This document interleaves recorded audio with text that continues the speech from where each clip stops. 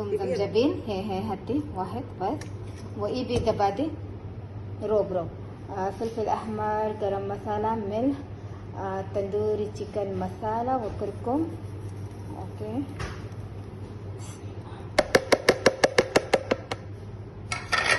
هاي زبادي. اوكي بس بطالي شو حطيتها هنا انا؟ قولي لي.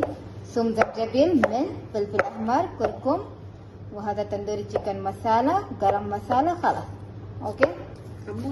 هاي الحين خلطي زين وخليها قنوصة بعدين بسوي الفرح. لون احمر شوية بس. وأصيل ليمون. لا